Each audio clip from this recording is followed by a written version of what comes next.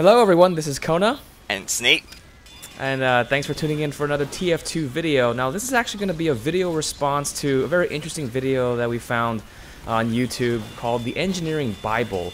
And I'll put a link in the description, but be warned that this is a very long video. Now this video basically teaches you all about playing Engineer, and I don't play a whole bunch of Engineer myself, but I know you actually played Engineer, right? Yeah, that's sort of the reason why I guess I'm on this video, because, you know, I happen to play 2 seasons of UGC Engineer, pretty much pro already, and no, not really.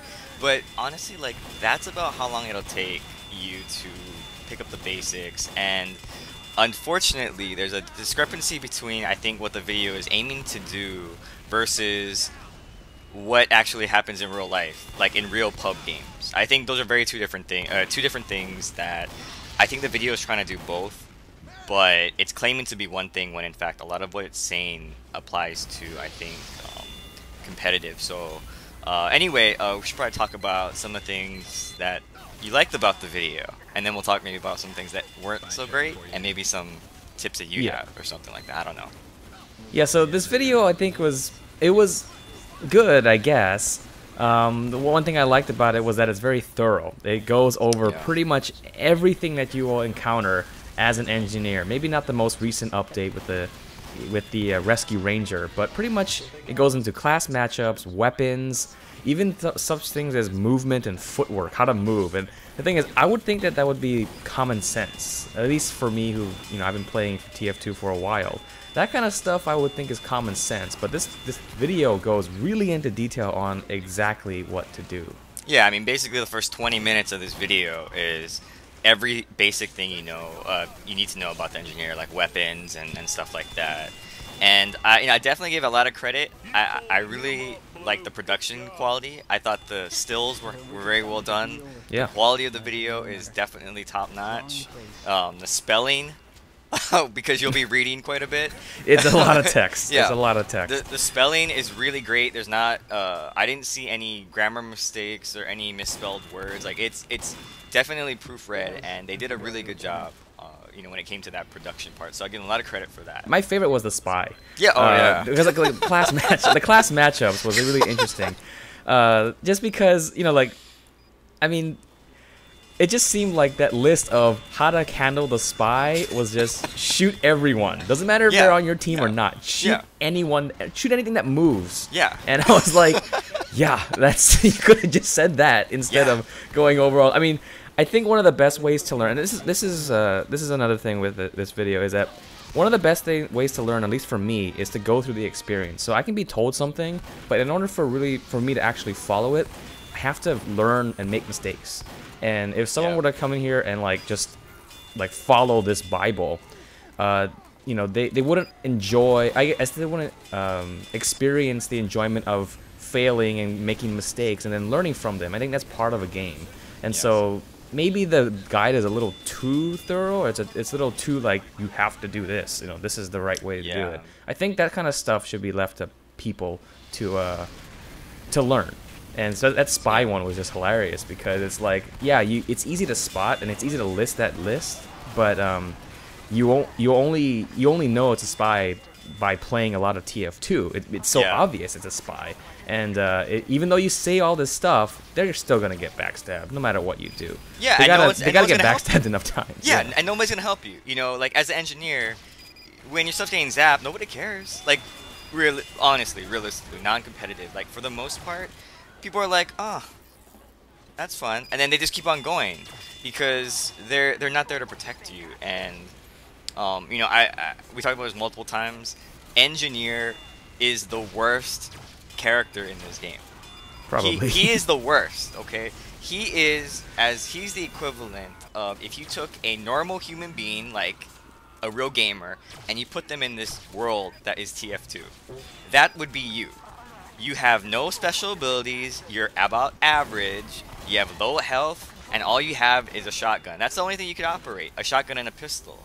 But luckily, you have these buildings that magically do things for you. Yeah, without the buildings, you're Yeah. basically a normal. There's no gimmick to you. You're Yeah. a very basic, normal human being, and Yeah. that's why I think the video went over a lot of shotgun play, a lot of Yeah. pistol, that kind of stuff. But what really was kind of cool, at least what I learned from it, because I looked at this and I was like, I know a lot of this because I just been playing a lot of TF2. But one thing that was cool was the rocket jumping.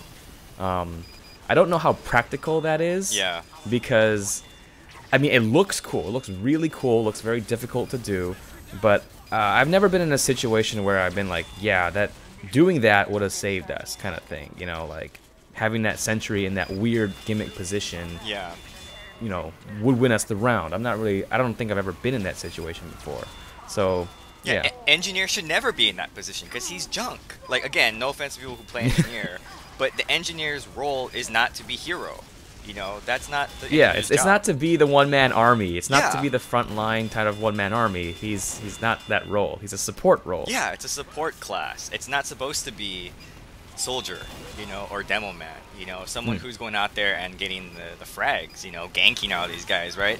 Like, that's not the engineer's role, and I had to learn that when I played, you know, the competitive 9v9, because, you know, when you play on pubs or whatever, you know, you're always the hero, right? You're always the hero in your own mind, but when you play as a team, you know, my role was very different. My role was to make sure that the team got there with teleports, they got heals with the dispenser, and the sentry was there just in case, as an extra person. And I just try not to die. You know, I would go in there when, you know, the person was low or someone's, you know, health, you know, they called out, oh, that guy's really low. And maybe I can shoot him a couple times. But for the most part, my job was just don't die, because if everybody else dies, I need to retreat and start building or doing something so that, you know, I can buy them time to come back and fight again.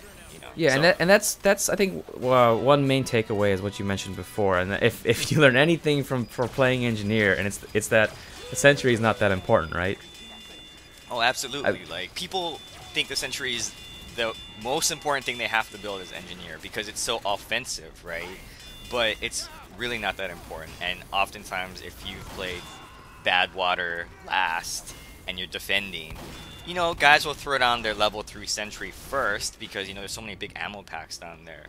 And then everyone's just like, where's the health? Because there's only the one big ammo in the back, and then there's the one little... The tiny med pack. Yeah, the tiny one underneath and then the big one in that room, so and not that much health to go yeah. around. So then everyone's standing around waiting to get heals, and if you just had a dispenser, people would protect you. And that would be my biggest, you know, 10-second tip is throw it on dispensers first, because if you have that, people will come to you and they'll protect you. If you don't have that, you're on your own, because you have nothing to offer the team. In terms of the sentry is cute, but really, if they're gonna get to the point where they can fire the sentry, everybody's already pushed back, and now you're in the front and you're dead. Yeah, and a sentry position, you know, its only real element is surprise. There's very few positions out there where they can actually say, like, yeah, it's really hard to get it. They'll figure out a way to get it by either numbers or force or whatever. So if you don't have that support, that, you know, your teammates around you, you're gonna get into like this 10v1 situation. You're gonna lose. Obviously, you're gonna lose. And so, yeah, I think that's one of the things that I learned from playing a lot of engineers, that it's not about really getting the kills, even though that's what you want to do. Even people who play medic want to get kills. The syringe gun. But you got to realize that I guess that's not the role of the engineers. Dispenser is really, really important, and it may not be so obvious to people who start off playing.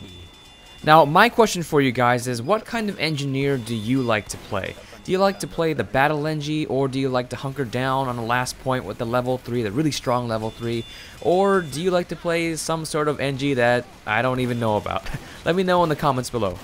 So I hope you enjoyed this video. Thank you very much for watching, and have a nice day.